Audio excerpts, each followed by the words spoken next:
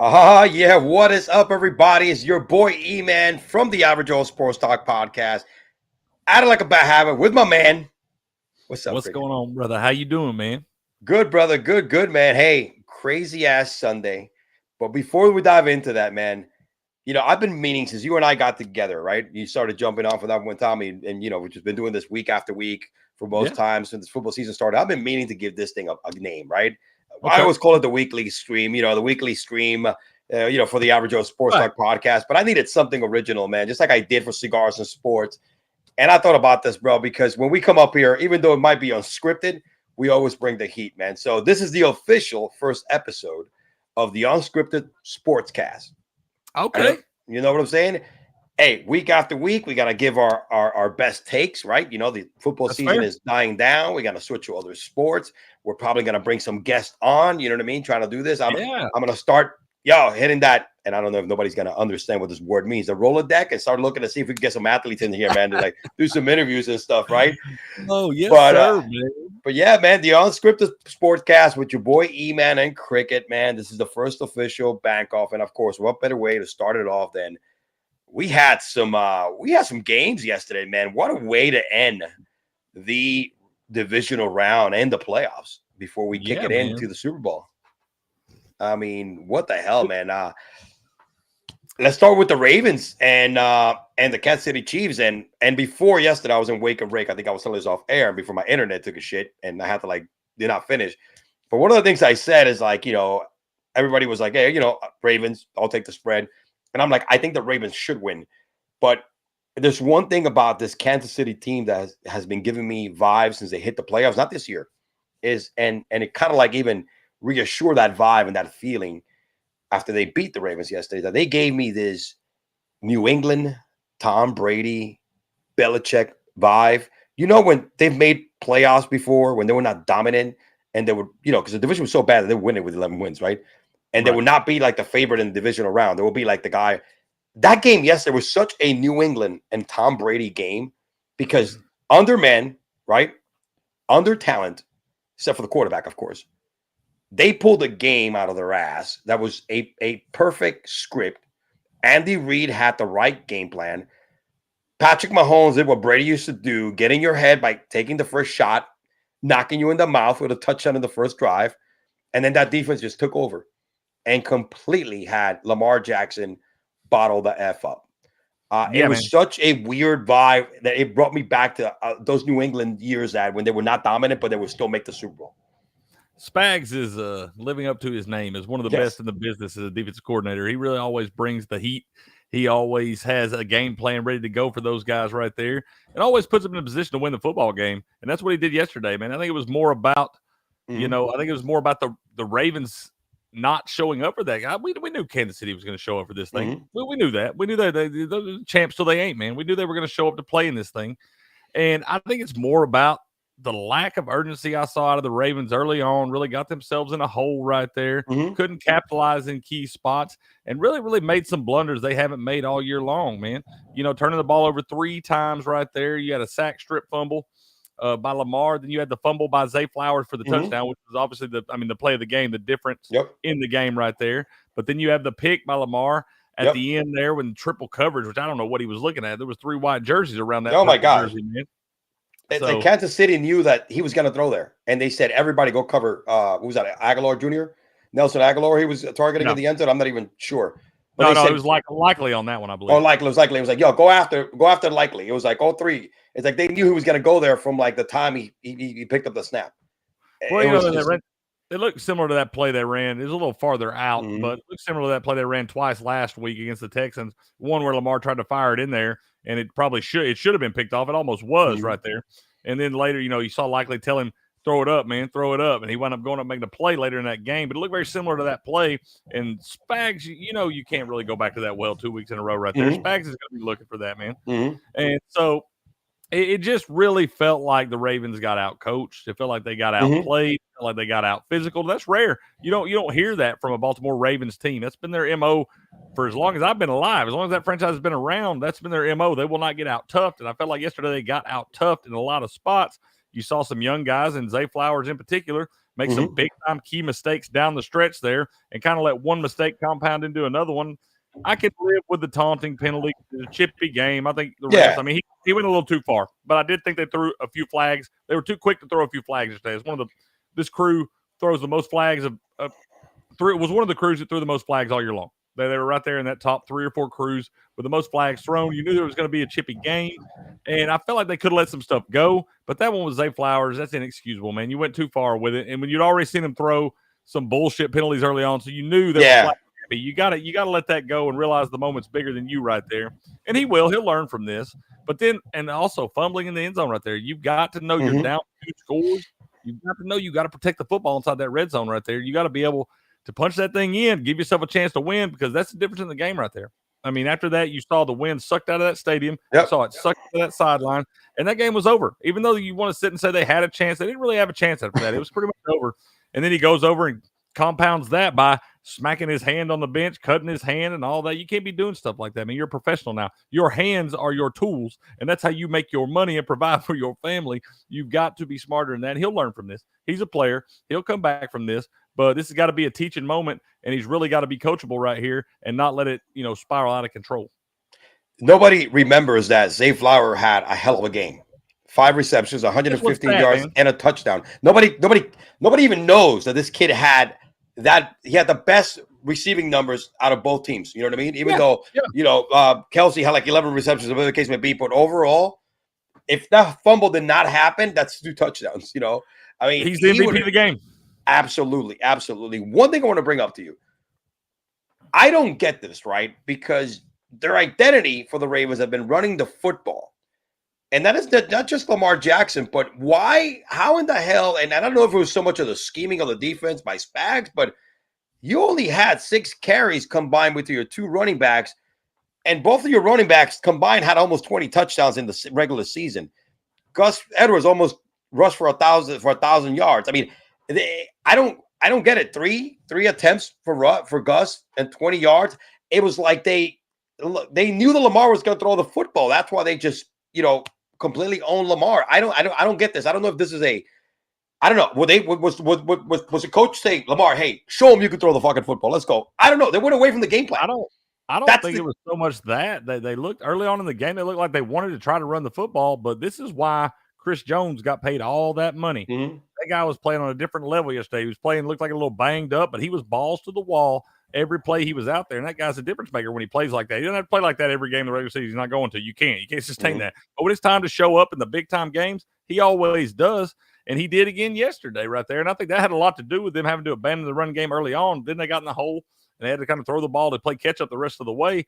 But they just couldn't get anything going inside right there. And I think Chris Jones was a big difference maker, being able to blow that thing up there. And it just kind of took them out of their game plan, because they are much better when they're able to run the football efficiently, and they weren't able to do that at all yesterday. Nope. I mean, it's not just Lamar. Lamar's rushing yards are just, gravy, right? I mean, you still got to try to pound the ball to kind of at least open something up. You know what I mean? There was not a good balance. That's what I try to say, man. The balance was off. I think I never seen Harbaugh get out coached by anyone. And yesterday it felt that way, man. And you talk about how it wasn't balanced. The attack wasn't balanced enough. I feel like they forced Lamar into some tough situations there. We all know that that's not his strength. He can throw the football. Lamar had his best year of his career this year as far as yards go. He threw for 3,700 or something, 3,800. Efficiency level was great. 67.2% completion percentage, also the highest completion percentage of his career. But that's because they were able to be so effective running the football and were able to kind of make it where he had a lot easier throws in those spots. Yesterday, he was forced into some tough throws in bad conditions, and it just kind of caught up to him right there. But I think Lamar is he's the MVP of the league. Let's be real. He's going to be the MVP. He had a tough game yesterday in a tough spot against a great all-time defensive coordinator, against a great all-time team, great all-time head coach, all those things. It's not a bad loss right here, in my opinion. Yeah, did you drop the ball and you're going to be disappointed? Absolutely. But you didn't get beat by 4 touchdowns. They didn't, but they played an inferior Kansas City team, right? If this would have been a Kansas City team. They very well may be the back-to-back Super Bowl champions. Everybody's going to say they're inferior. We watched them being banged up. Travis Kelce wasn't on his toes. I mean, they were just shooting too many commercials back in that season. But right now, I mean, this team is still won how many playoff games in a row? They've scored on their first drive. They've scored on their first drive in 8 straight playoff games. That is incredible. They have officially taken the the baton from New England, right? Mahomes is the next up. He's the next Tom Brady. 4 Super Bowls in his young 6-year career. I forget how many championship games. He has 2 wins. He's going back to his 4th. Andy Reid, which the big difference between him and Belichick is that Andy Reid was actually a good coach and won before Patrick Mahomes came into the league, right? He just got the Super Bowls with Mahomes, right? Because people forget about Andy Reid and Philadelphia and everything else, right? So, right. Dude, it's like when you look at these numbers again, look, Patrick, 30 for 39, 241, a touchdown.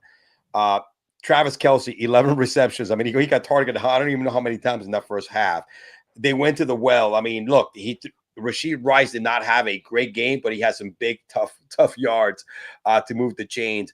Isaiah Pacheco with the touchdown. But this is what I mean about the balance. Even though Pacheco averaged 2.83 yards per carry, which don't get me wrong, man, that defense for the Ravens is as good as the defense for the Kansas City Chiefs. But he had 24 attempts, which that's what I mean about just keep hitting. Something's got to give, right? Something's got to open up. It's going to either open up the passing game, and that's where I think the Ravens, again, the balance was so whacked out. I don't know if they got into their heads really quick. I don't know what the hell happened.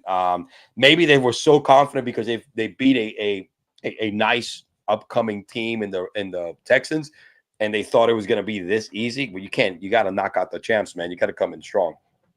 I think that they just kind of got shell shocked early on. They got hit in the mouth too. This team hadn't given up a lot of touchdowns on the first drive of the game all year long. Nope. And when you got a team that come down and you have a drive that was as good as the Chiefs' opening drive, especially when we got the Ravens going 3 and out right there, and then punting back and the Chiefs drive down like they ran right through you. That's all there is to it. And that's got to be kind of a little bit shell shocked there. They were able to get the answer, but it never felt like that offense got any kind of rhythm. Every time they seemed to get in some rhythm, they would do something stupid to shoot themselves in the foot. They get almost to midfield, you get the sack, strip, fumble. You get the long play down the field to get you set up in score position, you get the 15-yard penalty.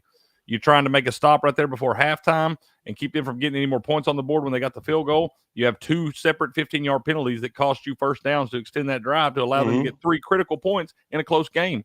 You can't do things like that. And I feel like a lot of times, and this is rare, you don't have to say this a lot of times about John Harbaugh coach teams, but the lack of discipline usually reflects your head coach, in my opinion. Absolutely. And I think that goes into your preparation. It goes into your mindset, all of those things.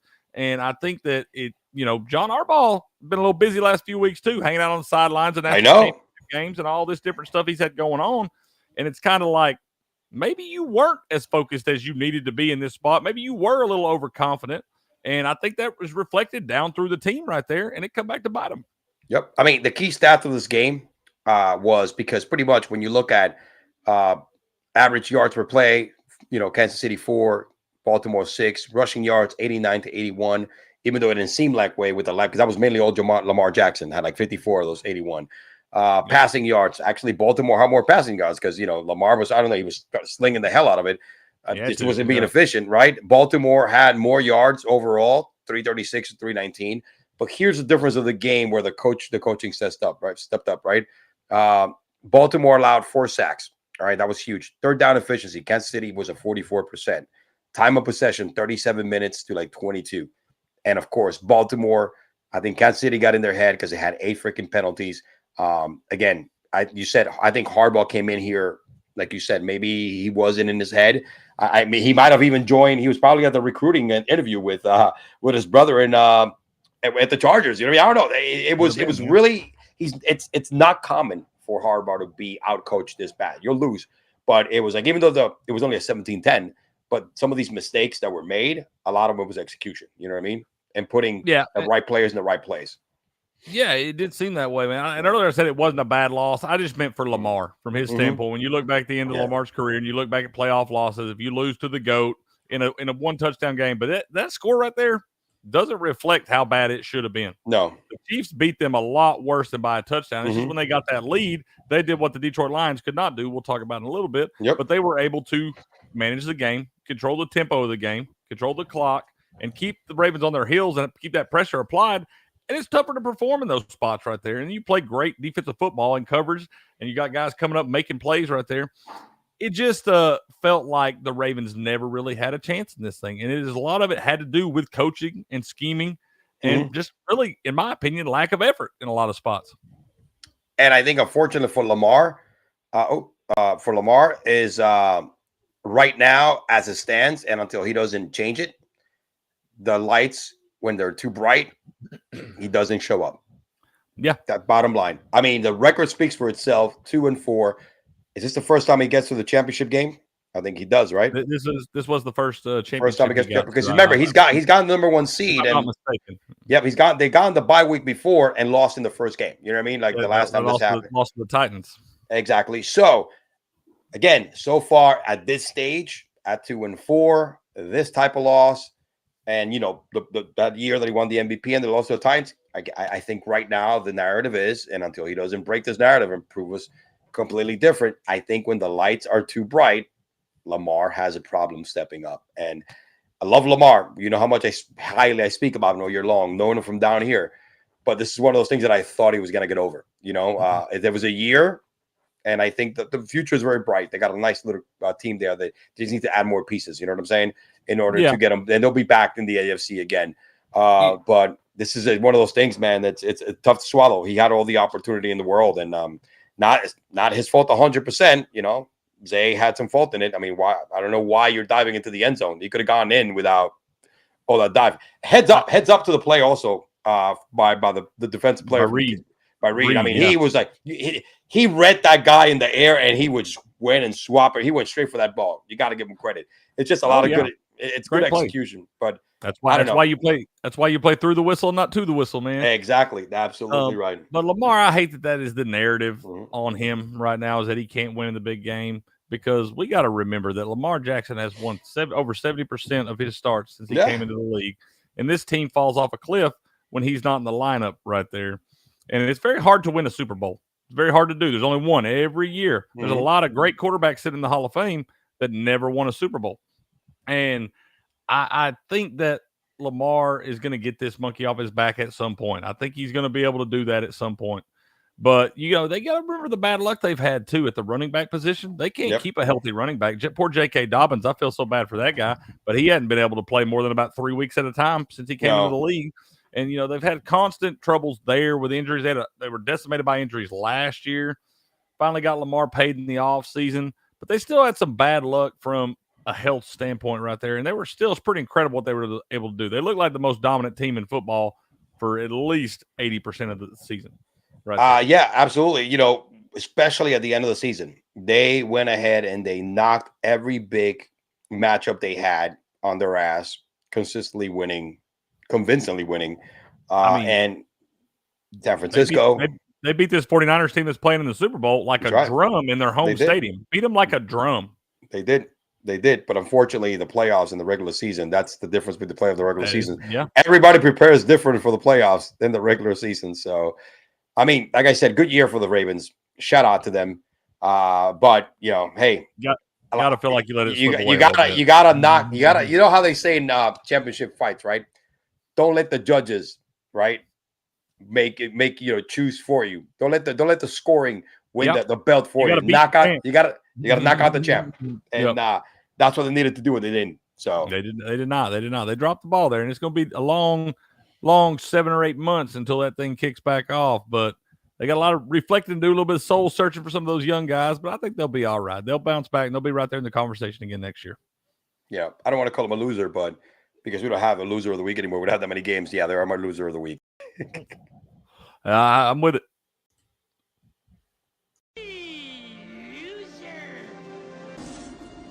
The who? The her. Now another big game this week, man. Wow, bro. This game right here had all the action. By the way, I picked the under and the plus number for plus points for Kansas City. So I hit that. Ooh, you double dipped that one. I double dipped that one. I also double dipped the next one too, man. This is the first time I think all season long that I was able to do this and actually win both. Man, you had a big week then. Yeah, man. I also picked the Detroit. I picked the Detroit plus 7.5 and the over. So the other 1-4. I'm like, shit, man. Yeah, man. The beginning was a little wild. I had a rough day yesterday, man. I was able to hedge out of it a little bit. I wound up taking the 49ers at halftime plus 7.5, and I took them minus 1.5 at plus 380. So I hedged out of it a little bit. I had the over in that one. Nice, But nice. besides that, not much else went my way yesterday. No, I went 2 for 2, man. It's been a while since I've actually played 2 bets and won 2 bets like that. You know what I mean? It's like, especially Hey, man, that feels parlaying. good. That's a good weekend, man. Yeah. There we go. Let's go to the comments real quick. My boy Jim from Cigars and Sports. What up, Jim? Wasted MVP season. We're probably with probably their most complete team to date. It is a true statement. It is one of the best teams they put around Lamar. Yeah, absolutely. Yeah. There's the best I team. think Lamar. They got to find another big time weapon outside. You know, They had do. Mark Andrews go down, but hell, they look good. With Likely. Likely stepped up. He's a great young player, and but I would like to see them get another big time receiver, and I would like to see a full season out of J.K. Dobbins. I don't think that's going to happen. I think JK's done in football. Yeah, I think we're going to see drafting a wide receiver or signing one of these big time wide receivers. I think they got to make a big splash because I think they have some OBJ. Their contract was a year. They got to add something. They got to add something to the offensive side of the ball. Everything's bright with Zay Flower, regardless of what happened, because he is that dude. But I think you get a guy like he's the future number. He'll be the number one wide receiver in that. I think you get a good veteran. Offense. I mean, I don't know. He was the number one receiver in that offense for once he kind of found his way in that thing early on. But he's definitely going to be a player in the league, and I think he'll bounce back from this. He just got to learn from it. Mike Evans from the Bucs. What do you think? Yeah. I mean, that's a possibility. I don't think we're getting Mike back, man. I think I've said for a while. I thought we were going to trade Mike before the deadline. As good as he was playing, try to get a little something out of that. But I do not think Mike. I wish he would. I wish he'd be a Buck for life. But I don't think Mike will be wearing Buccaneer red next year. Mike wants a ring somewhere. He already has a ring. I keep forgetting. He got his rings. Yeah. But I mean, I'd go get. I mean, Mike's gonna get his money. Whoever he plays for next year is going to have to pay Mike. Absolutely, Mike is one of those durable wide receivers in the league, bro. I think he could play up to 15 years. You know what I mean? First 10 years in the league, 10 straight 1,000-yard seasons for only guy to ever do that. That's incredible, man. That's incredible. That's durability, man. That's hard to do, man. That's really hard to do. It is. Not even the greatest wide receiver of all time, and Jerry Rice did that. So exactly. And talking about great wide receivers in this game, man. Amon-St. Brown had a really good game. The Lions had a great first half. I thought it was going to be an easier game for the 49ers. I knew the run was that good for Detroit. I didn't know it was that damn good to start the game. Talk about they couldn't do it. I mean, they owned San Francisco in the first half. There was how many third and long did the Lions have in that first half, and they handed the ball over to the running backs. It was 3 and 12 at one point, 3 and 8, and they would go ahead and run the football and get the first down. I saw him get a 3 and 18, a third and 18 at one point. I mean, it was there was definitely some long third down conversions that you can't do that against the Kansas City team. No, you cannot. I mean, you talk about that run game, the way David Montgomery and Jahmyr Gibbs were able to gash that up right there. But you look at the week before when they played Green Bay, Aaron Jones had 18 carries for 108 yards, broke a 53-yard run. They've got to figure out some way. I mean, it's a great defense, but you've got to figure out a way to stop giving up these big plays in the run game to set up short second and third downs, because that's why these teams are able to sustain these drives and stay in games with you. And it's going to wind up biting you against a team like the Chiefs, because they do have a great defense right there. I think the second-ranked scoring defense in the league. Mm-hmm. And so you got to be careful letting this run game just be gashing you the way it is. They've got to figure something out, or Pacheco's going to have a day down there in Vegas. And Pacheco is an angry and tough runner, right? You know what I mean, dude? If Aaron Jones is able to, see, it's a different attack, right? It's one guy that's going to take bulk of the carries on having what you have, the switchblade with Gibbs and Montgomery kind of taking off. Even Williams had that end around touchdown, right? 42 yards. Yeah, we forget about that. I mean, the two running backs had great days rushing the ball from a yards per carry perspective. But Williams had one carry for 42 yards where he broke several tackles. It's not like this guy is a monster beast that should be running through tackles, breaking tackles, getting yards. The line of scrimmage right there. So, I mean, you got to shore these things up, or they'll get you beat against a team as good as Kansas City's playing right now, because this is not the same Kansas City team you saw in the regular season. This team is at a high level right now, and those mistakes will get you beat against them. Mm-hmm. So that's one thing, and we definitely got to hit that eventually. We're close to the Super Bowl. It's going to be a different matchup. It's a different matchup. San Francisco. They can, like you said, they cannot allow this to happen again. And we're going to talk about all the good things that the Lions did. They ran the football effectively. Goff was hitting some, timely passes in that first half. Defense was playing great. I mean, look, McCaffrey had 2 touchdowns. But dude, he had a rough 90-something yards rushing overall. I mean, they were making him earn every freaking yard, every carry, every yard. It was nuts in that first. They were half. hard yards. They were really difficult yards. Yeah, he wound up with 20 carries for 90 yards exactly, 2 touchdowns. Still averaged 4.5 yards a carry. Wound up breaking a 25-yarder at one point. Caught 4 balls for 42 yards. I mean, he was CMC. He did what he does right there. The guy's an animal. He is an animal, bro. It's impressive. But they were 90 hard yards from him. And had that little play at the end there where he kind of landed on top of his head. Yeah, dude. They took him out and they brought in Elijah Mitchell to run for the touchdown. I mean, it was. Yeah, he could have had 3 tutties right there. But I mean, I think he'll be fine. But yeah, he was, getting him rolling. Debo came back off that shoulder injury, looked good. 8 catches, 89 yards. Those were like some real tough catches too, man. Some of them were like they were. It was good to see him. Let's talk about Kyle Juszczyk a little bit, making some big plays right there, man. Toe tap grab on the sideline, and man. I mean, he also had another one in the first half before they scored their first touchdown, where they were down like 14-0. Two catches for 33 yards. Up the middle, man. He was, and this is the guy, bro. He's the hardest soul of that team. Everybody says it, right? The blocker, the fucking Harvard grad. Yep, he does everything. Guy. Yeah, I mean, you don't just give away those degrees from Harvard, man. So he's a pretty bright guy. So a lot of guys stepping up, making plays in this thing. And San Francisco, you saw a lot of fighting, and they came out pissed off in that third quarter. They really did. They really turned it on. I don't know what was said at halftime or what they had in the Gatorade bottles or what's going on in there. But they came out in that second half, the third quarter, really kind of set the tone. Had to settle for the field goal early, but you knew it felt like a whole different game when they were able to hold them to 3 and out there, get the ball back, go down and score. And then the Lions fumbled. When the Lions fumbled down and they were only up 24-17, you just felt the wind get sucked out of their sails, much like the Ravens. And then you wound up seeing San Francisco feed off that energy inside that stadium and really run with it. Baltimore couldn't do that. Baltimore couldn't take advantage of the home field and kind of get re-energized off that energy. San Francisco did. The fans got behind them, and you saw a much more motivated San Francisco team in that second half. I mean, it all started with that first 4th down stop. That was a 10-point swing. You know what I mean? Because then they scored. Absolutely. Got the ball back. You missed. You didn't score 3 points. By scoring 10 points, by scoring 7 points in a touchdown, that was kind of like a 10-point swing because you lost 3 and then you gained 7 on the other end. And then of course, look, I like analytics, right? I love to look at them, but I like some of it. I think so. Exactly. But this is what I think about analytics and going for it on 4th down. I always do that depending on who the hell I'm playing and what part of the game this is. Has to go into it, right? So when you are up a certain amount of points, just take the points, man.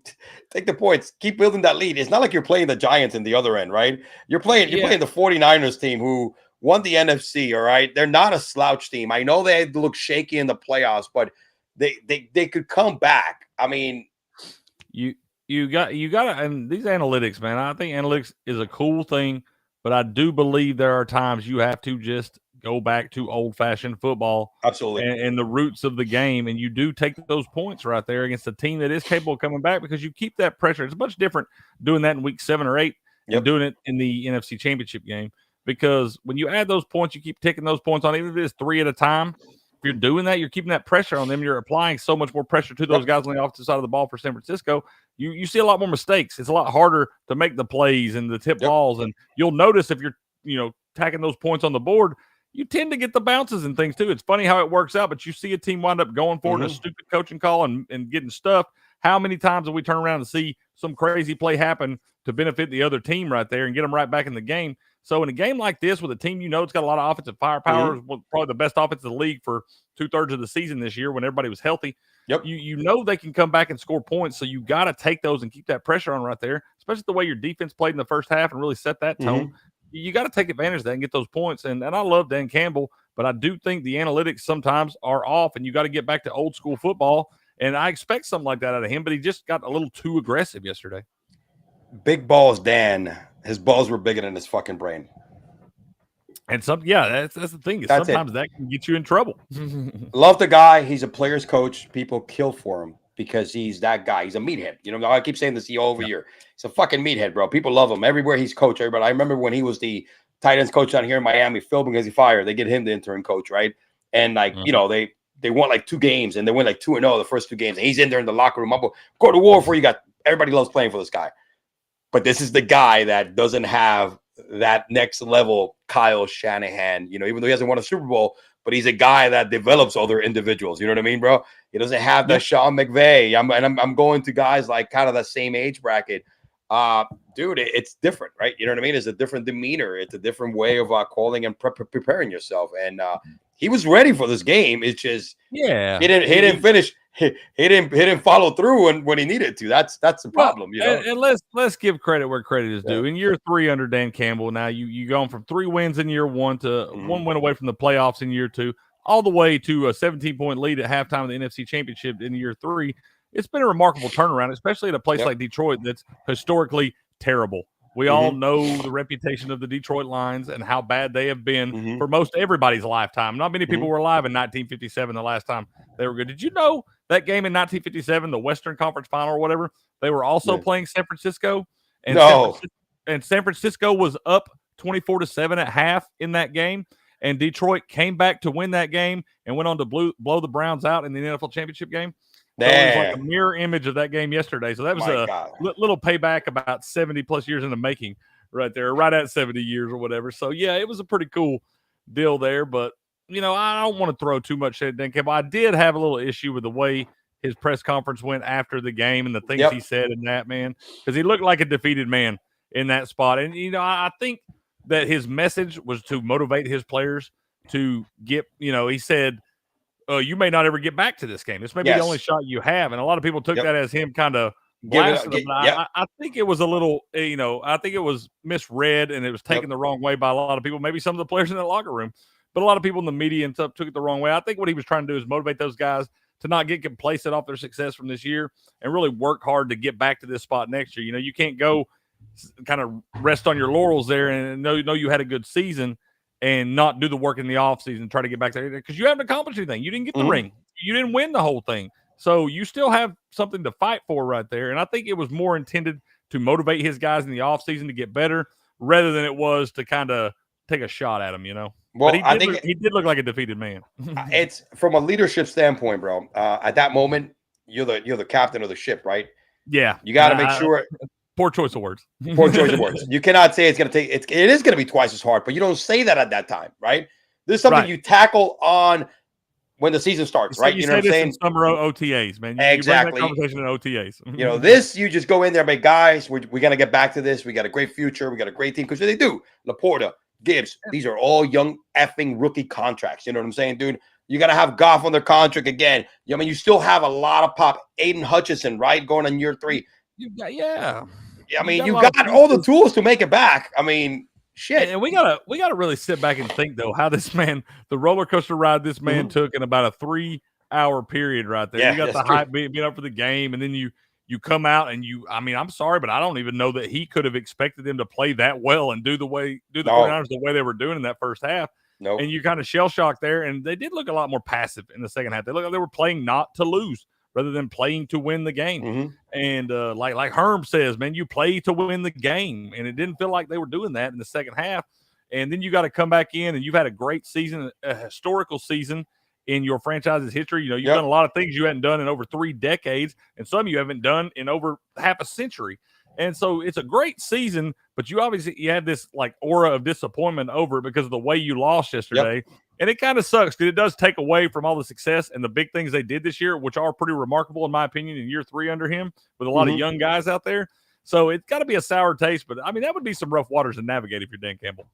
I think so. He needs to do something with these guys in the offseason to kind of get them pumped up again. But they need a powwow for sure. That's right. Talk about being pumped, then. I don't think Brock Purdy's the next coming of Tom Brady, but this kid needs to get a little bit of respect here. All right. Everybody calls him a game manager. I don't think there's nothing wrong with being a game manager, especially when you're winning and you're in a good freaking Super Bowls, man. That's right, baby. And this guy yesterday made some freaking plays, right? Let's take a look at the 2 different quarterbacks, right? You're asked to make plays to make them come back, right? Lamar couldn't. Brock Purdy did, whether it was with his arm, and he only 2 for 1 touchdown. And that pick, it's understandable. It was on his face. Tip ball, you know what I mean, dude? It's like shit. They got to take me down. I got rid of the ball and boom, it landed right there. Still, it's a pick, right? But the way he threw the football, some of the clutch throw he made to make them back to put their team in there, running for first down. I mean, the guy rushed for 48 yards and picked up 3 clutch first down on third down plays.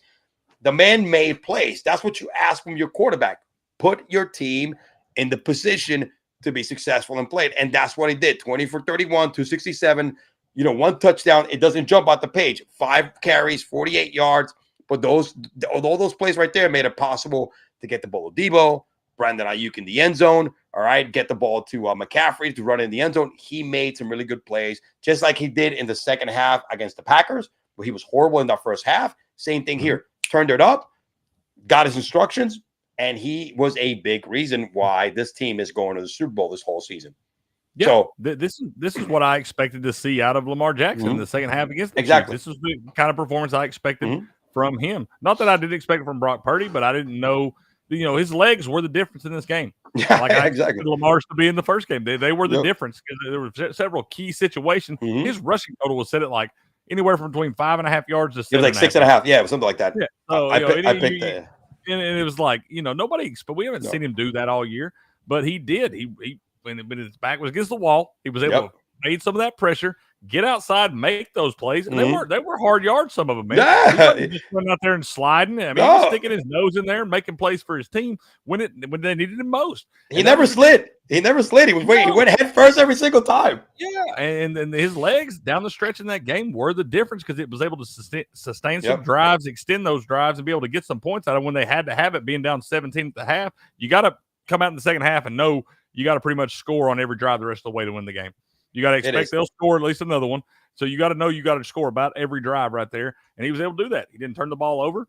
And, had the one pick that was weird. But beyond that, he did what Brock Purdy does, was able to navigate the ship through some tough waters. And he handled business, dude. I was impressed with what I saw to Brock Purdy in the second half. As I guess, not impressed or depressed that I was in the first half of his performance, the second half turned it around for me. Think about it. Everybody kept saying his knock is he doesn't do well when he has to come back from behind. And it's true, because if you look at the losses, right, he has to come back from behind. And this is probably the most he's been behind all year long in a situation to win. You know what I mean, dude? And he completely came back in that second half, made the right throws. I mean, he threw a couple of lasers there to Debo, man. And even that throw to Jusic with the toe tap, right? Dude, he was going to get sacked. That was a heck of a play, dude, just to get out of that pocket right there. That shit was almost shades of Eli Manning and David Tyree kind of crap. You know what I mean? When Eli was getting, I don't know how Eli got out of them and just slayed it up there and Tyree caught it with his helmet. The opposite with this was like it was a pass that he just put it right there for Jusic to catch it up. He almost got sacked. He got out of that sack. I'm like, holy shit. I mean, you're not wrong, sir. That play looked dead to rights. He looked like he was sacked 2 or 3 different times, was able to escape that pressure and make a play to his guy on the sidelines who made a hell of a play himself. But that was good football right there. That was, man. That was. Shout out to Kyle Shanahan.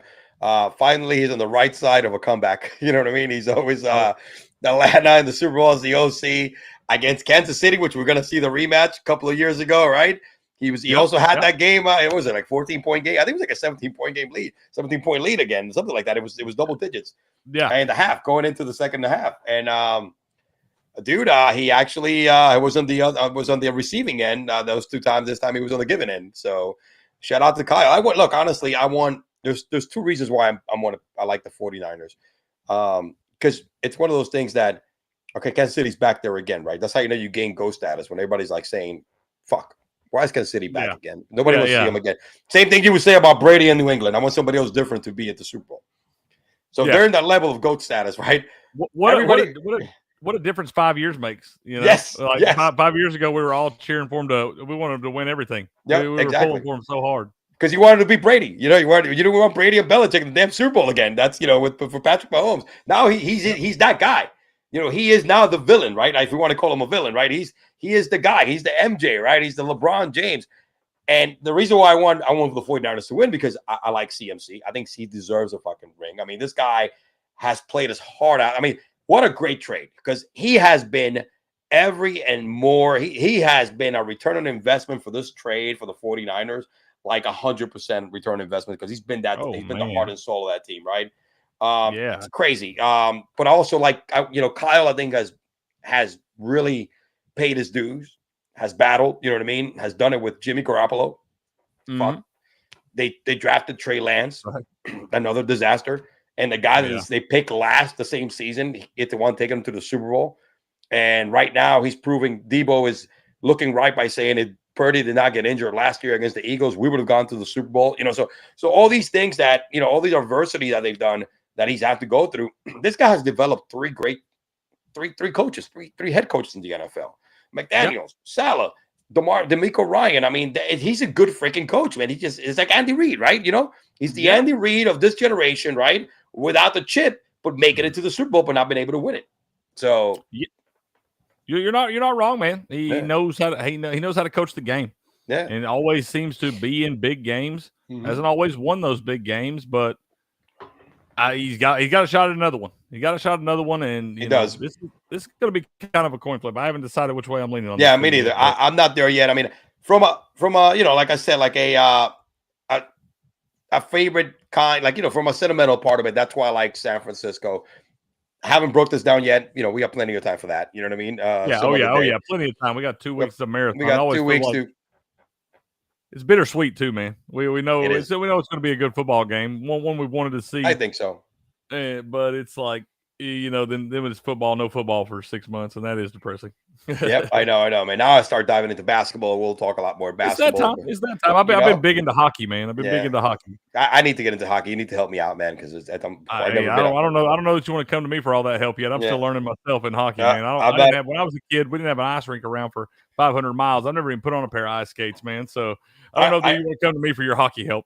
I know how to ice skate, but I can't ice skate as good as a hockey player. You know what I mean? Because I used to ice skate a lot, but it was mainly because you went out to the rink for like chicks and shit. You know what I mean? I was thinking, I never went to the ice skating rink for chicks, but we didn't have one within 500 miles. So, in New York, that was a date spot, bro. When you're like 14, 15, I bet, man, up there where you're at, you had outdoors. Take the train with your girlfriend. That bullshit when you were a kid, and you're ice skating, holding hands, all that kind of crap, dude. So. And it was a cool thing to get out. We had indoor rinks and we had outdoor rinks. Right. So it was cool. That's cool. That is cool, man. I was never around. I never grew up around that, so I never got to experience it really. Shit, man. But I do love that hockey. And what's crazy, I have an ice rink literally outside of my community. In here, that's crazy to me. Y'all got them in like Florida. Miami, but I didn't have one in Tennessee. I was like, come on. No, it's indoors, but it's right there, man. It's been there forever. And it's like, this is my community here. Go out one of the gates and boom, there's the damn ice skating rink right there. That's crazy, man. And it has a bar right next to it where you overlook the ice skating rink where you see the kids playing hockey. So when they have like hockey games and stuff like that, like junior hockey and stuff like that, you're drinking beer in a sports bar and you're like looking at the games going on, which is actually kind of cool. You know what I mean? So that is cool, man. That is pretty cool. I do like that. Oh man, well listen, this week I think we were going to bang on nothing but divisional. Again, I think it was I wasn't disappointed. Yes, that was shock on some of how the games went down. Not so much with San Francisco winning and the Kansas City Chiefs, but how both team won, right? It was a little different than what I was expecting. It went the about total opposite of the way I was expecting them. But hey, Mama said there would be days like this, so it'll be all right, man. We got time to dig into this Super Bowl a little bit. Got a couple weeks until that game kicks off, and we're gonna find some angles and some prop bets and all that different stuff. The Gatorade color is gonna be blue, by the way. Okay, I got it right last year, man. I called purple last year, like 8-1, so it's gonna be blue this year, man. Blue, man.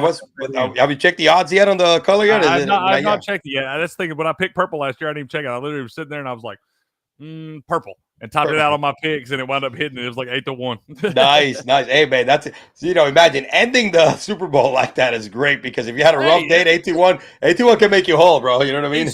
Especially when you forget all about it and you just log back in the account and the money's there, and you're like, I bet the Gatorade color, and it hit. Shit, that got me down. It wasn't as bad. It wasn't as bad, man. So it did. It saved me a little bit. Absolutely. Cricket, tell them. I know you got a nice special going on with Sports Local. Go ahead and tell the viewers, man. Number one, where they can find you and what's going on. What's up lately with sportslocal.com.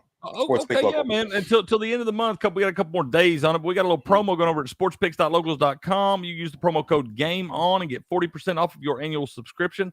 Over a $200 value. We got the great Robert Barnes making the official picks. That man knows his stuff. So come over there, check us out. Sportspicks.locals.com. Use that promo code GAMEON to get 40% off of your annual subscription. Come check us out, man. Great community. We'd love to have you over there to join us. You can also follow me on Twitter at Cricket1414. We do the Sports Morning Espresso Shot every morning over on Rumble and Game On channel at 7:30 a.m. Eastern, 4:30 a.m. Pacific. Speaking of, shout out to my guy Will, my co-host on the Sports Morning Espresso Shot.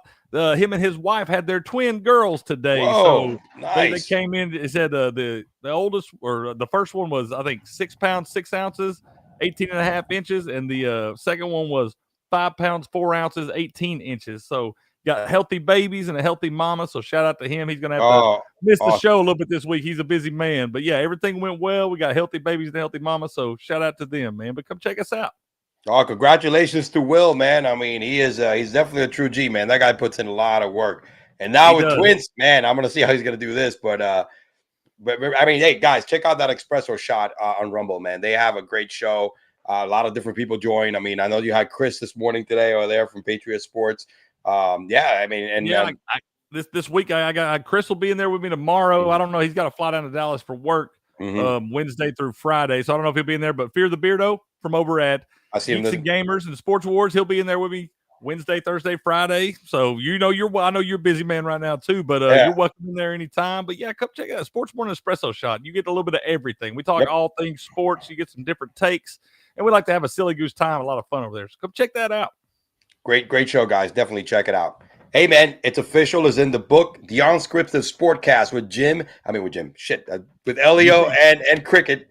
Elio, E-Man and Cricket. Elio's my real name, guys, all right? But I use E-Man because, and Cricket, baby. We're going to be here week after week. We might change the days, Mondays and Wednesdays. It's the off season, just because, there's a little bit of conflict there and there, but we'll definitely try to come every week. And, hey, football might be over, but we're ready for other sports.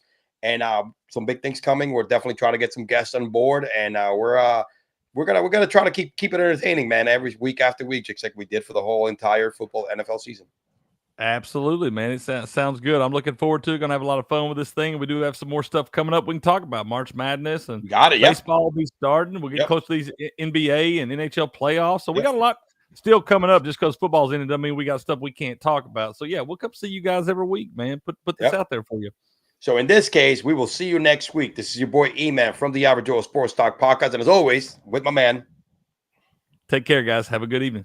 Peace out.